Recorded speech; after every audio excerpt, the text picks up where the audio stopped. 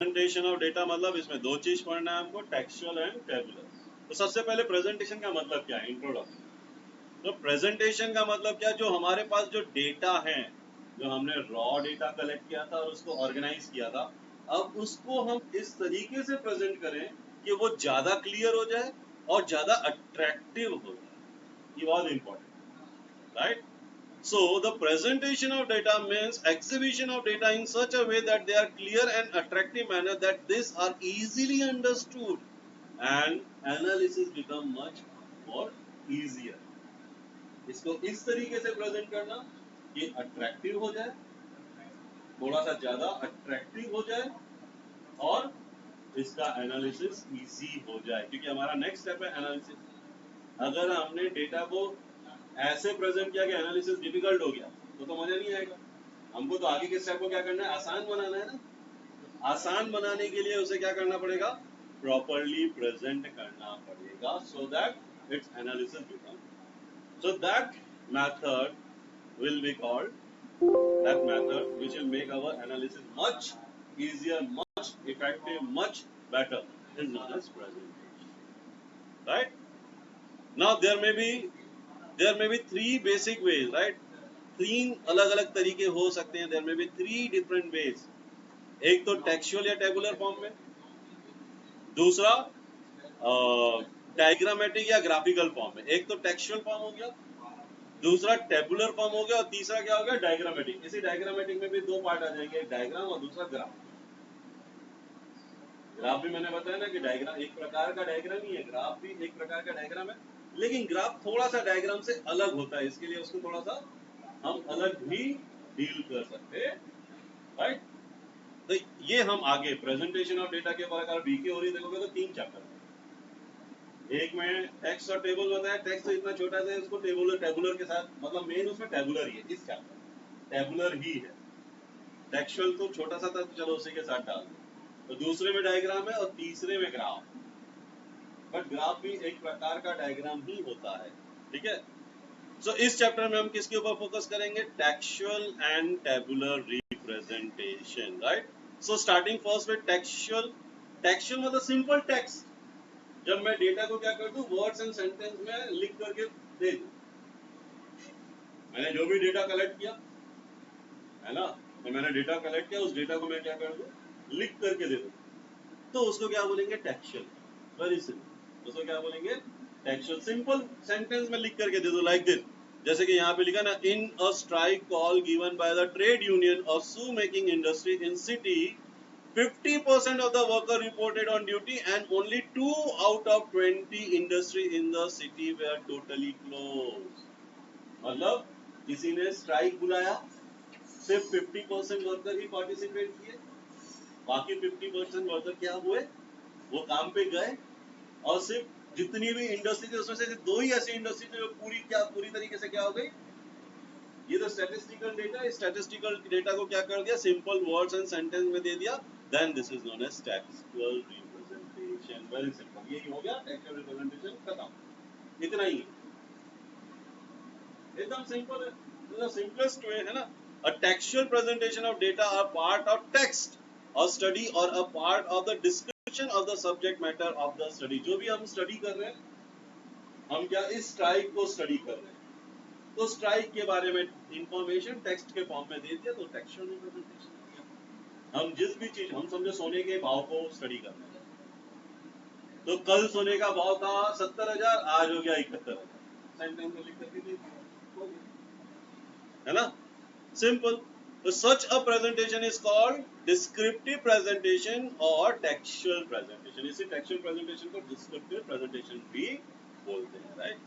This is most common form of data presentation when the quantity of data is not very large। Remember, ऐसा presentation common तभी होता है जब quantity ज्यादा नहीं। सिर्फ मुझे आज के सोने के प्राइस को कल के सोने के प्राइस से ही कंपेयर करना है, बस, इससे ज्यादा नहीं।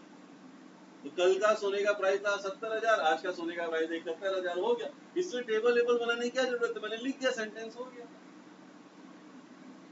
कि भाई किसी ने स्ट्राइक बुलाया तो कितने लोग, कितने वर्कर पार्टिसिपेट किए, कितने नहीं पार्टिसिपेट किए। 50% पार्टिसिपेट किए, बाकी नहीं पार्टिसिपेट किए, और सिर्फ 10 में से सिर्फ 2 ही इंडस्ट्री बंद थी, बाकी 8 इंडस्ट्री में काम चला, कम वर्कर के साथ चला, लेकिन काम बस। इसमें क्या टेबल वेबल बनाना है, इसमें क्या ग्राफ बनाना है, इसको सिंपल सेंटेंस में लिख सकते हैं। मतलब जब क्वांटिटी, जब डेटा बहुत ज्यादा नहीं हो, बहुत लिमिटेड साइज का हो, तो textual form is the best, right. So this is again one example. ये दूसरा एग्जांपल क्या है, survey conducted by NGO, non government organisation NGO, reveals that in the state of Punjab area under pulse shrink to 40%, मतलब पहले ज्यादा होगा, 40% हो गया। पल्स उगाने वाले अब किसान कितने हो गए, 40%, while area under rice and wheat were expanded to 20%, मतलब बढ़ के 20% हो गया। मतलब मुझे कंपेयर करना है कि पल्स और व्हीट राइस में क्या चेंजेस है। तो पल्स के क्या हो गए, कम हो गए, व्हीट राइस से क्या हो गए, बढ़, कम हो के 40% हो गए, बढ़ के 20%, बस सिंपल। ये डेटा किसका है, बिटवीन 2001 से 2021। This is the comparison of census 2001 का एंड सेंसस 2011 का। तो 10 साल में पल्सेस का प्रोडक्शन कम हो गया, 40% हो गया, व्हीट राइस का प्रोडक्शन बढ़ के क्या हो गया। इसके लिए कोई टेबल वेबल बनाने की जरूरत है क्या, ये तो सिंपल टेक्स्ट में रिप्रेजेंट, क्योंकि ये दो इंपॉर्टेंट इंफॉर्मेशन है, एक पल्स का और दूसरा कितना इसमें इंक्रीज हुआ या डिक्रीज हुआ, कितना उसमें इंक्रीज हुआ या डिक्रीज हुआ। इतने छोटे से डेटा के लिए आपको कोई ग्राफ, कोई डायग्राम, कोई टेबल बनाने की जरूरत नहीं, you can present this in simple writing. लेकिन जब डेटा जब बड़ा हो जाता है, ज्यादा इंफॉर्मेशन आ जाती है, तब टेक्सचुअल फॉर्म क्या हो जाता है, सुटेबल नहीं होता है, तब हमको टेबल या ग्राफ या डायग्राम में जाना पड़ता, राइट। नॉट सुटेबिलिटी, देखो कहाँ सुटेबल है, when it is short, very simple. If data is short it is suitable, ठीक। Textual presentation of data is most suitable when the quantum of data is not very large. हम सिर्फ limited information की बात कर रहे हैं, तो textual presentation सबसे best, simple, right? So a small volume of data presented as a part of the subject matter of study becomes useful supportive evidence to the text, right? Only a small part of data, only a limited value, only a limited information के लिए सबसे best suitable क्या है, text के form में उसको लिख करके दे दो, खत्म, कोई प्रेजेंटेशन की जरूरत नहीं। सो thus rather than saying the price of gold, ये अगेन एक एग्जांपल है ना, that the price, देखो जैसे कि मैं बोल रहा हूँ कि price of gold is increasing, इसको बोलने से अच्छा है मैं क्या कर लूँ, कितना इंक्रीज हुआ, the price of gold increased by 50% in last 10 years। तो ये स्टैटिस्टिकल डाटा हो गया, और इसको सिंपल वर्ड में मैंने क्या कर दिया, एक्सप्रेस कर दिया, right. So a statement like a gold price increased by 50% during the financial year 18-19, this is one statistical information। ऊपर वाला जो information है वो statistical नहीं है, वो बोल रहा है कि भाई हाँ बढ़ रहा है बहुत। statistical information में तो न्यूमेरिकल होने चाहिए ना, हमने तो पढ़ा था ना, न्यूमेरिकल होना चाहिए। तो कितना बढ़ा 50% in the year 1918, तो ठीक है, that's it, gold price rise हुआ by 50% in the year 2018-19। इसके लिए कोई टेबल बनाने की जरूरत नहीं, सिंपल सा एक लाइन लिख करके दे दिया, हो गया, right. So one need not support the text with the voluminous data in the form of table or diagram when the text matter itself is very small, include only few observation। मतलब अगर मैं आपको बोलूं कि इसके लिए आप कोई टेबल बनाओ, तो क्या ही टेबल बनाओगे। 2018-19 में गोल्ड के प्राइस 50% इंक्रीज हुआ, इसको टेबल में क्या, इसको डायग्राम में क्या रिप्रेजेंट करोगे आप। इतने छोटे से इंफॉर्मेशन के लिए textual method is best suitable, understood. अच्छा, क्या इसके नुकसान है, क्या इसके कुछ नुकसान है, डेफिनेटली इसके अपने नुकसान भी है, इसके अपने ड्रॉबैक भी है। क्या क्या ड्रॉबैक्स हैं, a serious drawback of textual presentation of data is that one has to go through the entire text, पूरा टेक्स्ट पढ़ना पड़ेगा। पहले आपको क्या करना पड़ेगा, टेक्स्ट पढ़ना पड़ेगा, पढ़ने के बाद उसे क्या करना पड़ेगा, समझना पड़ेगा। मतलब एकदम से देख के नहीं समझ में आएगा। जैसे कि फॉर एग्जांपल अगर मैं तुमको ये दिखाऊं डायग्राम, ये डायग्राम दिखाऊं, population of country of Europe in 2021, आपको बहुत आसानी से समझ में आ जाएगा कि हाँ ये जर्मनी, रेड वाला जर्मनी है, जर्मनी का 18.6% है, उसके बाद फ्रांस है, उसके बाद ये फ्रांस है जिसका 15.2%। एकदम से देख के ही समझ में आ रहा है, फटाक से एकदम एक 5 सेकंड 10 सेकंड में आपको देख के बहुत सारी चीजें समझ में आ गई, क्योंकि इसमें क्या किया है, डायग्राम में प्रेजेंट।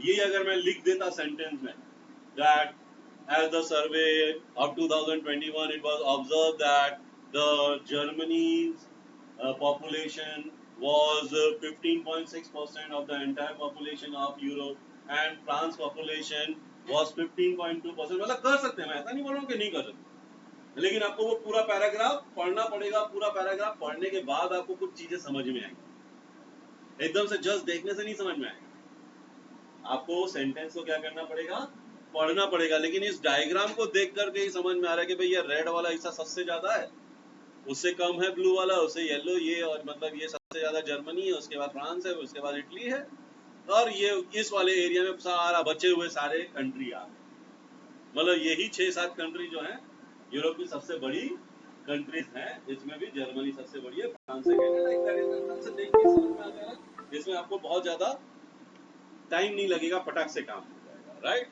तो ये एक ड्रॉबैक है कि भैया पढ़ना पड़ेगा, समझना पड़ेगा, then only you will understand.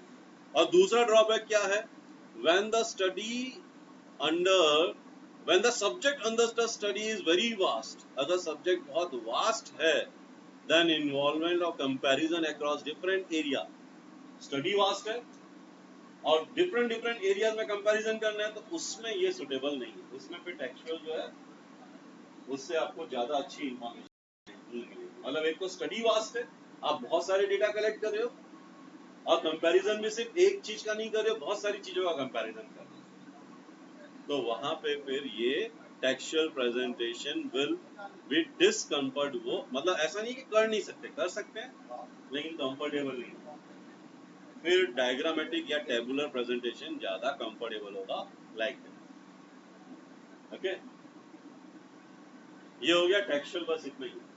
Textual में इससे ज्यादा कुछ नहीं। टेक्सचुअल होता क्या है, मीनिंग, एक दो एग्जांपल समझ लो, सुटेबल कहाँ है और उसके ड्रॉबैक। सुटेबल है जब वेरी स्मॉल हो, ड्रॉबैक है, ड्रॉबैक क्या है, पढ़ना पड़ता है, या लार्ज डेटा होगा तो फिर उसमें टेक्सचुअल फिर डिस्कम्फर्ट हो जाएगा, राइट। मतलब 3-4 पन्ने 5-6 पन्ने पढ़ने के बाद अगर कुछ समझ में आए, तो पहले पन्ने में, चौथे पन्ने तक पहुंचते पहले पन्ने में क्या पढ़ा था भूल जाते हैं ना। लेकिन डायग्राम में तो क्या हर चीज सामने ही दिख रही है ना, तो कंपेयर करना थोड़ा सा ज्यादा आसान है, राइट।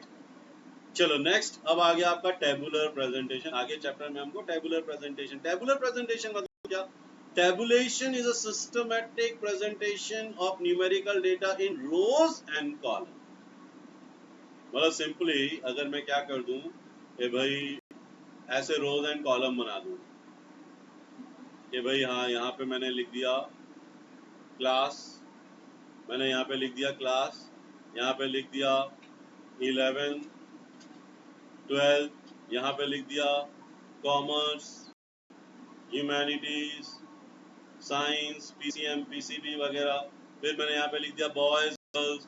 तो भाई कॉमर्स में कितने बॉयज हैं, कितने गर्ल्स हैं, 12th में कितने बॉयज हैं, कॉमर्स में कितने गर्ल्स हैं, ह्यूमैनिटी में कितने बॉयज हैं, कितने गर्ल्स हैं, इसको टेबल के फॉर्म में प्रेजेंट कर दिया, रोज and column.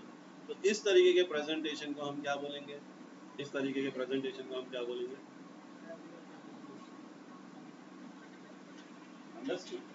right? So it is designed, it is designated to simplify the presentation। ये जो प्रेजेंटेशन है ना, इसको मुझे देख के कि हाँ इसमें इतने बॉयज इतने गर्ल्स, ह्यूमैनिटी में इतने बॉयज इतने, मुझे बहुत कुछ पढ़ने की जरूरत नहीं है, मुझे जस्ट देखने से ही बहुत कुछ समझ में आ जाता है, मुझे सिर्फ देखने से ही बहुत कुछ क्या आ जाता है, समझ में आ जाता है। टेक्सचुअल फॉर्म में पूरा सेंटेंस पढ़ने के बाद फिर उससे कुछ समझ में आता है, right. Such presentation facilitate the comparison. और इसमें बहुत इजीली कॉमर्स को ह्यूमैनिटी के साथ कंपेयर कर पाओगे, कॉमर्स को पीसीएम के साथ कंपेयर कर पाओगे, ह्यूमैनिटीज को पीसीएम के साथ कंपेयर कर पाओगे, बहुत बड़ी आसानी से। आप जस्ट देख के बड़ी आसानी से कंपेयर करें, तो कंपैरिजन क्या हो जाता है, डेटा के बीच में कंपैरिजन क्या हो जाता है, आसान हो जाता है, right. So Such presentation facilitate the comparison by bringing related information close to each other. देखो ये related information एकदम close to each other है ना? ये सारी information एक छोटे से टेबल में आ गई है and help for the statistical analysis. जो आगे का statistical analysis है, मीन निकालना है, मीडियन निकालना है, मोड निकालना है, स्टैंडर्ड डेविएशन निकालना है, वो सारी चीजें क्या हो जाएंगी? आसान हो जाएंगी। वो सारी चीजें क्या हो जाएंगी? आसान हो जाएंगी, राइट? देखो ये फॉर्मेट है, ये जस्ट एक फॉर्मेट बता रहा हूं मैं। This is one format of tabular presentation, है ना, जिसमें क्या क्या चीजें होती है। तो सबसे पहले टेबुलर फॉर्मेशन में क्या होता है, यहाँ पे टेबल नंबर होता है। हमेशा हम स्टार्ट करते हैं विद टेबल नंबर। क्या है ये? टेबल नंबर 1 2 3 कुछ ना कुछ नंबर होगा, ठीक। ये यहाँ पे भी लिखा हो सकता है या ऐसे यहाँ पे भी लिख सकते हो आप, टेबल नंबर यहाँ पे लिख दो या ऊपर भी लिख दो। फिर दूसरा इंपॉर्टेंट चीज होता है टाइटल। भाई ये डेटा किसका है? जैसे कि number of student in 11th and 12th या analysis of student in 11th and 12th of KPS. ये डेटा किस चीज का है? उसका हेडिंग। फिर उस हेडिंग को थोड़ा सा, उसको टाइटल बोलते हैं। कभी कभी टाइटल से ही सारी चीज समझ में आ जाती है, कभी कभी टाइटल से ही सारी चीज समझ में आ जाती है, कभी कभी टाइटल सिर्फ छोटे टाइटल से सारी चीज समझ में नहीं आती है। तो फिर यहाँ ब्रैकेट में कुछ नोट दे देते हैं हम। क्या दे देते हैं? कुछ नोट दे देते हैं। इसको बोला जाता है हेड नोट। क्या दिया, क्या बोला जाता है? Head note. ये हेड नोट कंपल्सरी नहीं है। अगर टाइटल से हर चीज क्लियर नहीं हो रही है, कुछ एक्स्ट्रा इंफॉर्मेशन देना जरूरी है, तो ब्रैकेट में लिख देते हैं, टाइटल के नीचे ब्रैकेट में लिख देते हैं। उसको क्या बोला जाता है? Head note. क्या बोला जाता है? Head note. फिर इसमें कुछ रोज होते हैं और कुछ कॉलम होते हैं। जो रो होगा, ये रो में क्या है, तो उसकी जो हेडिंग होगी उसको कहा जाता है स्टब। रो की हेडिंग को क्या कहा जाता है? स्टब। और जो कॉलम की हेडिंग होती है वो बोला जाता है कैप्शन। क्या बोला जाता है? कैप्शन। समझ में आया? भाई रो में क्या इंफॉर्मेशन है और कॉलम में क्या इंफॉर्मेशन। इन रोज में क्या इंफॉर्मेशन है, क्या इंफॉर्मेशन आएगी रोज में, ये यहाँ लिखी होगी। इसकी जो हेडिंग होगी उसको कहा जाता है स्टब। उसको क्या कहा जाता है? स्टब। और ये कॉलम में क्या इंफॉर्मेशन है, ये कॉलम में क्या इंफॉर्मेशन आने वाली है, ये यहाँ लिखी हुई होती है। इसको कहा जाता है कैप्शन। इसको क्या कहा जाता है? कैप्शन। कभी कभी ये कैप्शन को भी 2-3 पार्ट में डिवाइड करना पड़ता है। कभी ये कैप्शन को भी क्या करना पड़ता है? 2-3 पार्ट में डिवाइड करना पड़ता है। तो अगर हमको कैप्शन को 2-3 पार्ट में डिवाइड करना पड़ेगा तो उसे बोलेंगे सब हेडिंग। क्या बोलेंगे? सब हेडिंग। और फाइनली जो लास्ट कॉलम में, इस कॉलम में जो लिखा होगा उसकी हेडिंग को बोला जाएगा कॉलम हेडिंग। समझ में आया? इस कॉलम में, इस पूरे कॉलम में क्या इंफॉर्मेशन दी है वो कैप्शन में आएगा। कैप्शन को भी अगर आपने 2-3 पार्ट में डिवाइड किया है तो उसको क्या बोलेंगे? सब हेडिंग बोलेंगे। क्या बोलेंगे उसको? सब हेडिंग बोलेंगे। इन सब हेडिंग को भी आपने कुछ पार्ट में डिवाइड कर दिया जो कि फाइनली कॉलम का हेडिंग है, तो उसको बोलेंगे कॉलम हेडिंग। मतलब फाइनली इस कॉलम का हेडिंग ये है, इस कॉलम का हेडिंग ये है, इस कॉलम का हेडिंग ये है। समझ में आया? मतलब कॉलम में ही 3 चीजें हैं। जो पूरे कॉलम को डिफाइन कर रहा है कैप्शन। कॉलम को जब हम 2 या 3 पार्ट में डिवाइड कर देते हैं, सब हेडिंग मतलब कैप्शन की ही सब हेडिंग। सब हेडिंग के अंदर और सब हेडिंग भी हो सकती है। फाइनली जो कॉलम का जो डेटा है उसको बोलते हैं कॉलम हेडिंग। उसको क्या बोलते हैं? कॉलम। अंडरस्टूड? समझ में आया? कभी कभी अभी ये इंफॉर्मेशन मैंने कहां से लिया? There are 2 possibility. ये डेटा मैंने कहां से कलेक्ट किया है? There are 2 possibility. What are the 2 possibilities? Primary या सेकेंडरी। प्राइमरी डेटा है तो कोई प्रॉब्लम नहीं है। अगर मैंने सेकेंडरी डेटा यूज किया तो वो डेटा मैंने कहां से लिया? What is the source of data? तो यहां लिखा जाता है सोर्स ऑफ डेटा। क्या लिखा जाता है? Source of data. तो इस सोर्स ऑफ डेटा के नीचे क्या देख रहे हो आप? Footnote. Footnote is some extra information. Some extra information. मुझे लगता है कि यार 1-2 इंफॉर्मेशन मैं यहाँ पे लिख दूं, 1-2 इंफॉर्मेशन में क्या कर दूं, यहाँ पे लिख दूं, तो जो भी इस डेटा को स्टडी करेगा उसको उसकी अंडरस्टैंडिंग बढ़ जाएगी। अगर मुझे ऐसा लगता है कि 1-2 इंफॉर्मेशन मुझे प्रोवाइड करनी चाहिए, 1-2 इंफॉर्मेशन मुझे क्या करनी चाहिए? प्रोवाइड करनी चाहिए, तो फुट नोट में आप प्रोवाइड करें कुछ एक्स्ट्रा इंफॉर्मेशन जो क्या करेगा? आपके इस पूरे डेटा की अंडरस्टैंडिंग को बढ़ा देगा। समझ में आया? ये समझ में आया? ये सारा चीज होता है। तो कुछ चीजें कंपलसरी है। क्या क्या चीज कंपलसरी है? टेबल नंबर कंपलसरी है, टाइटल कंपलसरी है, ये जो हैड नोट है जरूरी नहीं है, जरूरत पड़ेगी तो डाल सकते हैं, नहीं डालेंगे तो भी चलेगा। अगर जरूरत पड़ेगी तो डालो, नहीं जरूरत पड़ेगी तो मत डालो। मतलब अगर टाइटल से ही सब कुछ क्लियर हो गया तो हेड नोट की जरूरत, लेकिन ये स्टब तो जरूरी है ना, स्टब और कैप्शन जरूरी है, स्टब और कैप्शन जरूरी है। सोर्स जरूरी तब है अगर हमारा सेकेंडरी सोर्स हो तो। और फुट नोट डेफिनेटली जरूरी नहीं है, अगर हमको लगता है कि भाई कुछ एक और इंफॉर्मेशन देनी जरूरी है तो देंगे, अदरवाइज नहीं। अंडरस्टूड? समझ में आया ये पूरा? और यहाँ पे हमारे डेटा होंगे, कहाँ होंगे हमारे डेटा? हमारे डेटा यहाँ होंगे। तो ये होगा हमारा बॉडी। ये क्या होगा हमारा? इस पूरे को हम बोलेंगे बॉडी, जहाँ पे हमारे मेन डेटा है। और नॉर्मली डेटा का टोटल, क्योंकि न्यूमेरिकल डेटा है ना, तो इन सब का क्या कर लेते हैं, यहाँ पे टोटल कर लेते हैं। तो ये जो लास्ट है ना, ये लास्ट टोटल का कॉलम हो गया। ऐसा ही टोटल हम कॉलम का भी कर सकते हैं, तो ये कॉलम का टोटल होगा। अंडरस्टूड? तो ये टोटल भी जरूरी है, टोटल भी होना चाहिए, टोटल भी होना चाहिए। ये एटलीस्ट ये नीचे वाला टोटल तो होना चाहिए, ऊपर वाला ना हो तो भी एक बार चलता है, नीचे वाला टोटल तो एटलीस्ट कॉलम के टोटल तो होने ही। ठीक, चलो यही सब है यहाँ पे पार्ट्स एंड कंपोनेंट। सबसे पहला पार्ट क्या बताया मैंने? Table number. क्या मुझे एक्सप्लेन करने की जरूरत है? हर टेबल को कोई ना कोई नंबर दिया जाता है, उसी को बोलते हैं टेबल नंबर। और टेबल नंबर कंपलसरी है, अगर हम टेबल बना रहे हैं तो टेबल नंबर कंपलसरी है, याद रखो। बिना टेबल नंबर के आपका प्रेजेंटेशन इनकम्प्लीट है, अच्छा प्रेजेंटेशन नहीं माना जाता। ठीक। सेकंड है टाइटल। अगेन क्या टाइटल के बिना पॉसिबल है? अगर मैंने किसी टेबल का टाइटल नहीं दिया तो मैं उसे अच्छा क्लासिफिकेशन बोलूंगा? नहीं, टाइटल तो होना ही चाहिए ना भाई। ये डेटा आफ्टर ऑल क्या शो कर रहा है, टाइटल से ही तो पता चलेगा, है ना? तो टाइटल मतलब क्या हो रहा है, हमारे पूरे डेटा किस चीज के डेटा हैं उसके बारे में एक दो लाइन में, एक दो लाइन नहीं बल्कि दो तीन वर्ड में, एक छोटा सा स्मॉल सेंटेंस में अच्छे से एक्सप्लेन किया। Right? Price of tomato and onion in Raipur या इन छत्तीसगढ़ या इन इंडिया, उतना सा टाइटल लिखा, मतलब समझ में आ गया भाई ये डेटा जो है वो किसका, टमाटर और ओनियन के प्राइस का डेटा, और वो कहाँ का भी, तो रायपुर का ही है कि कहाँ का है, लाइक दैट, है ना? तो that is title. A good title must the problem under the consideration. हमने ये डेटा कलेक्ट क्यों किया? हम देखना चाह रहे हैं कि साल के अलग अलग महीने में टमाटर और प्याज के भाव कैसे बढ़ते घटते हैं, ये हमारा स्टडी है ना। तो हमारा टाइटल ऐसा होना चाहिए, हमारा टाइटल ऐसा होना चाहिए कि हमारे प्रॉब्लम को define. Second, the time period of the study. Time period, title as far as possible title में आ जाए ना, price of tomato and onion for the year 2024-25। हमने स्टडी कौन से टाइम पीरियड, अगर हमारी स्टडी किसी टाइम पीरियड से रिलेटेड है तो टाइटल में टाइम पीरियड भी डाल दो। अगर टाइम पीरियड से रिलेटेड नहीं है तो प्रॉब्लम नहीं। अगर किसी रीजन से रिलेटेड है रायपुर, तो price of tomato and onion in Raipur, like that, है ना?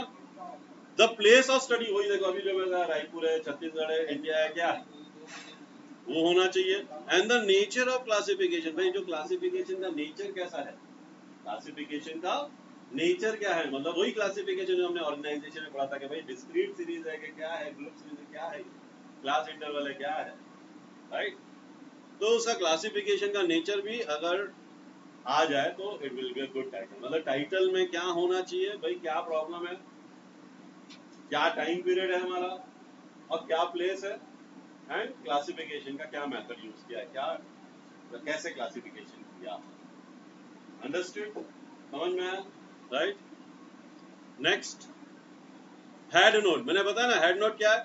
The title of the table does not give complete information, not necessary always. अगर टाइटल पूरा इंफॉर्मेशन नहीं दे रहा है, if the title of the table does not give a complete information, it is supplemented with head note. So head note complete the information in the title of the table. Thus unit of data are generally expressed in the form of lakh tons and preferably bracket in a head note, right? मतलब अगर ये मेरा title अगर ये title जो है ये पूरा इंफॉर्मेशन नहीं दे रहा है, मुझे लगता है कि और कुछ इंफॉर्मेशन होना चाहिए, लेकिन अगर मैं वो सारी इंफॉर्मेशन टाइटल में दे दूंगा और टाइटल बहुत बड़ा हो जाएगा तो फिर बोरिंग हो जाएगा। तो मैं एक्स्ट्रा इंफॉर्मेशन नीचे ब्रैकेट में डाल के लिख देता हूँ, इसी को बोलते हैं हैड नोट। ये तब लगेगा जब टाइटल हमको पूरी इंफॉर्मेशन नहीं दे पा रहा है तब। अंडरस्टूड?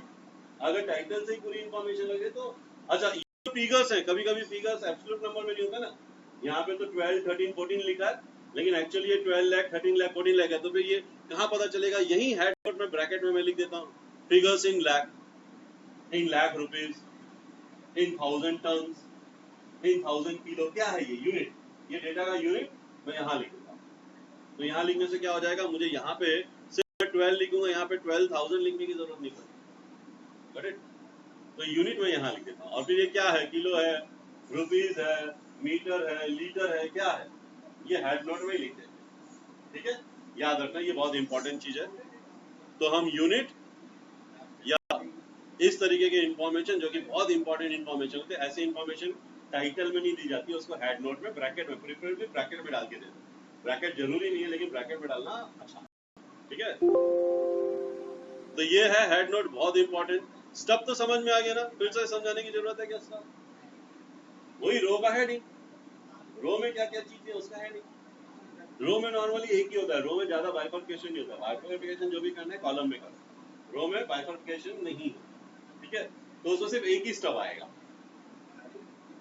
ठीक है, और कैप्शन क्या होता है? जो कॉलम का मेन हेडिंग होता है उसको कैप्शन बोलते हैं, उसी को और 2-3 पार्ट में डिवाइड कर दिया तो सब हेडिंग, और फाइनली जो मेन कॉलम का हेडिंग है उसको बोलते हैं कॉलम हेडिंग। तो 3 चीज आ गई, कैप्शन आ गया, फिर उसके आगे देखो कैप्शन के आगे आपका आ जाएगा क्या? अच्छा, फुटनोट, सोर्स नोट आ गया उसमें, चलो वो नहीं। Okay, body. अब बॉडी क्या होगा?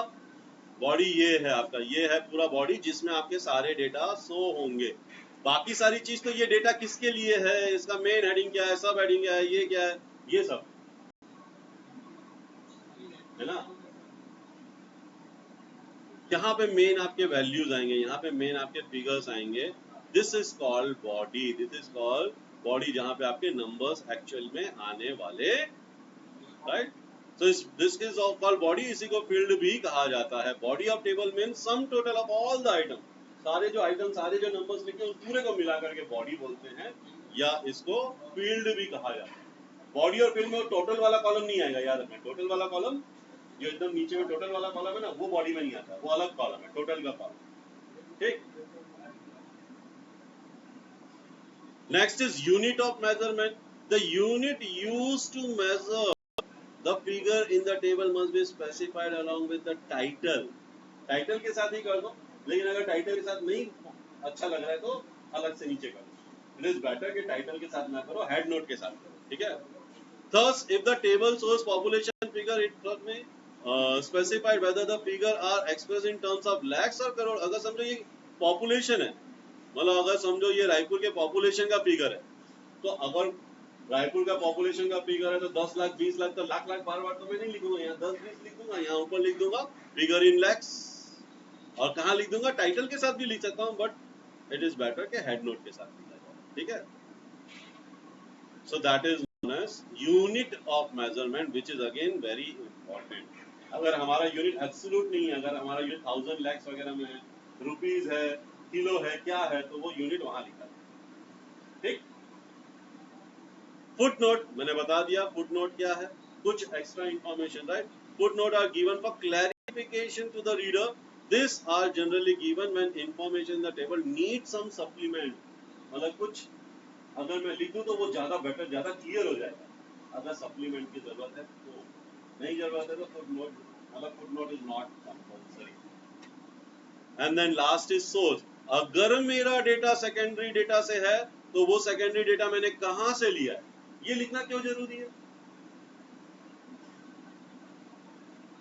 समझो मैं डेटा देख रहा हूं, मैं डेटा के ऊपर कितना रिलायबल कर रहा हूं, how much reliable data is, कैसे पता चलेगा? मैं डेटा देख रहा हूं और डेटा में नीचे सोर्स लेगा, अरे this data is from the census of 2000। अरे सेंसस तो गवर्नमेंट ने करवाया है, वेरी गुड, ये इसको तो मैं ज्यादा भरोसा कर सकता हूं, है ना।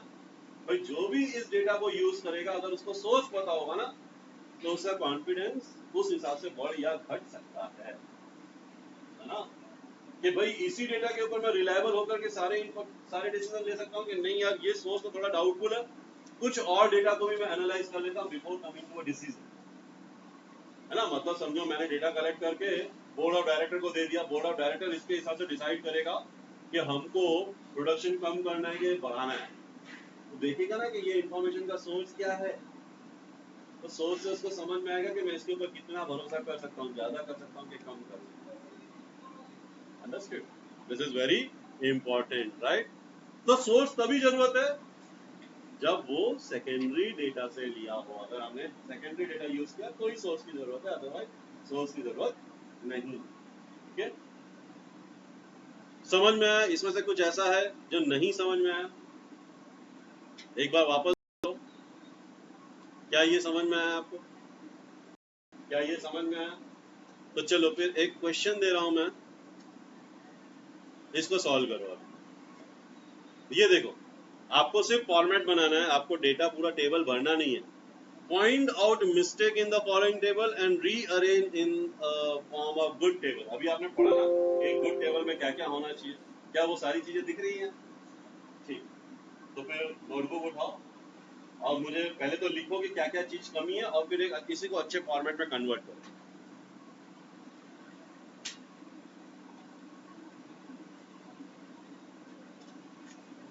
दिख रहा है ना वहां से क्या लिखा है? क्लियरली दिख रहा है ना? सो दिस इज द डेटा, क्या क्या मिस्टेक दिख रही है आप मिस्टेक लिखो, शॉर्ट में लिखो और फिर इसको एक अच्छे टेबल में बनाने की कोशिश करो। और उसका बेस क्या होगा? बेस यही होगा, आपको ऐसा ही बनाना है, कुछ कुछ इस टाइप से ही बनाना है। ठीक है, अभी ये उस फॉर्मेट में नहीं है, उस फॉर्मेट में बनाने की कोशिश करो।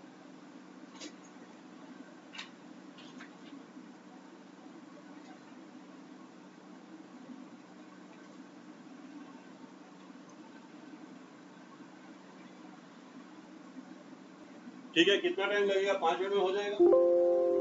5 मिनट दे रहा हूँ, 5 मिनट में। चलो हो गया 5 मिनट, हो गया ना? 5 मिनट बन गया सबका?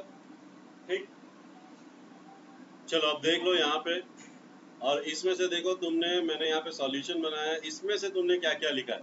There is no table number and no title, ये दो मिस्टेक है ना, हमने लिखा ही है। टेबल नंबर नहीं दिया उसमें और टाइटल भी नहीं दिया है ना, दोनों मिसिंग है। The table is without head nod, head nod भी नहीं है उसमें, कोई हेड नोड भी नहीं है। इसके लिए हेड नोड तो ये कोई लिख भी सकता है, नहीं भी लिख सकता है, क्योंकि head note is not that compulsory. Head note पर तब लगता है, बट मान के चलो हेड नोट ज्यादा करके लगता ही, हेड नोट ज्यादा करके लगता ही। ठीक है, caption and sub entries have not been properly noted. देखो यहाँ पे कैप्शन, भाई जैसे कि अब देखो इसमें ना, देखो हमेशा ऐसी चीज जिसका और ज्यादा डिवीजन करने की जरूरत नहीं पड़े उसको हमको लेना चाहिए स्टफ, जिसको डिवाइड करना चाहिए उसको कहाँ लेना चाहिए? कॉलम। इन्होंने क्या किया? लिटरेट, यहां लिख दिया लिटरेट। अभी सिर्फ लिटरेट थोड़ी, इलिटरेट भी तो होंगे। लिटरेट मेल और फीमेल यहाँ आएंगे, इलिटरेट मेल और फीमेल भी तो होंगे, कहाँ आएंगे? तो भाई लिटरेट में ही से कुछ मेल कुछ फीमेल होंगे।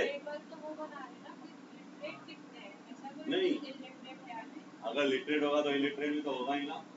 मतलब जब हम डेटा कलेक्ट करेंगे, जब हम डेटा कलेक्ट करेंगे तो उसमें लिटरेट इलिटरेट दोनों आएगा। कभी भी आप एट्रीब्यूट लेते हो ना, कभी भी आप एट्रीब्यूट लेते हो तो एक एट्रीब्यूट नहीं होता है उस एट्रीब्यूट का प्रेजेंस और उसका एब्सेंस दोनों होता है। इन जनरल बात कर रहा हूँ, है ना, मैं कोई स्पेसिफिक बात नहीं कर रहा हूँ, क्योंकि यहाँ पे कोई स्पेसिफिक चीज तो नहीं दी है ना। मतलब कॉमन सेंस की बात है कि अगर लिटरेट हो तो इलिटरेट भी होना चाहिए, अगर मेल है तो फीमेल भी होना चाहिए ना। और ये क्या है भाई? अच्छा यही मेल लिटरेट होंगे, यही फीमेल लिटरेट होंगे, मतलब लिटरेट का ही दो डिवीजन है ना, और इलिटरेट में भी तो मेल और फीमेल ही आएंगे। मतलब जब भी एक एट्रीब्यूट को दो पार्ट में डिवाइड करना है, फिर उसको और पार्ट में डिवाइड करना है, तो ऐसे डिवाइड करने वाले एट्रीब्यूट को हमेशा कॉलम में लेना चाहिए। इसने क्या कर दिया? रो में ले लिया। समझ में आया?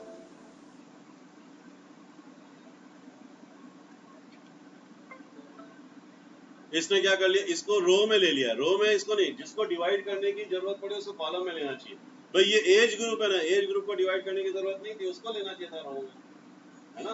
तो इसका जो कैप्शन का अरेंजमेंट ठीक नहीं है, और स्टब भी उसने गलत ले लिया, जिसको स्टब में मतलब इसको लेना चाहिए था रो में और इसको लेना चाहिए था कॉलम में, इसने उल्टा कर दिया। ठीक है, और नेक्स्ट टोटल नहीं है यहाँ पे, देखो टोटल वाला कॉलम है ही नहीं, है ना, नीचे टोटल वाला कॉलम तो होना चाहिए था ना।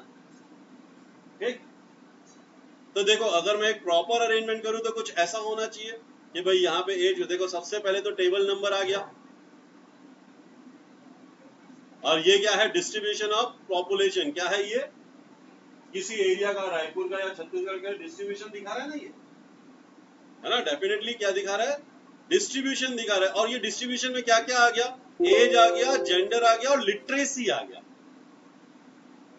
क्या क्या चीजें आ गई भाई, देखो यहाँ पे एक 3 इंफॉर्मेशन आ गई है, एज आ गया, फिर लिटरेसी मतलब लिटरेट इलिटरेट, और उस लिटरेट में भी मेल फीमेल, 3 चीजें आ गई। कितनी चीजें आ गई, 3 इंपॉर्टेंट इंफॉर्मेशन है ना। देखो इसमें 3 इंफॉर्मेशन है कि नहीं है, बताओ मुझे, इसमें 3 इंफॉर्मेशन है कि नहीं है, एज है कि नहीं है, लिटरेट है तो इलिटरेट भी होना चाहिए, मतलब लिटरेसी रेट है ना, लिटरेसी की तो है ना, मतलब डेफिनेटली से हम क्या स्टडी कर रहे होंगे, लिटरेसी का। तो भाई कितने लिटरेट हैं, अगर मैं इलिटरेट नहीं की तो फिर सेंस ही क्या हो गया, मतलब किसी को पढ़ के तो समझ में आएगा कि यहाँ पे कोई इलिटरेट है ही नहीं, यही समझेगा ना कोई, कॉमन सेंस लगाओ। अगर मैं सिर्फ लिटरेट लिख दूं, लिटरेट में मेल फीमेल लिख दूं, कोई टेबल को पढ़ेगा तो उसको क्या लगेगा कि भैया ये तो ऐसी जगह का डेटा कलेक्ट किया है जहां कोई इलिटरेट है ही नहीं। लेकिन ये तो गलत इंटरप्रिटेशन हो सकता है, ये गलत इंटरप्रिटेशन हो सकता है ना। तो फिर लिटरेट है तो इलिटरेट भी होना चाहिए, और मेल फीमेल, तो ये 3 एट्रीब्यूट यहाँ पे दिख रहे हैं, जिसमें लिटरेट को ही फीमेल मेल फीमेल में डिवाइड किया हुआ।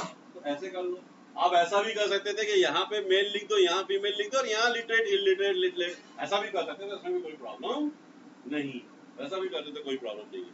ठीक है, ये टोटल वाला कॉलम अच्छा है, अगर बने, नहीं बने तो भी उसमें प्रॉब्लम नहीं है, लेकिन अगर बने तो अच्छा है।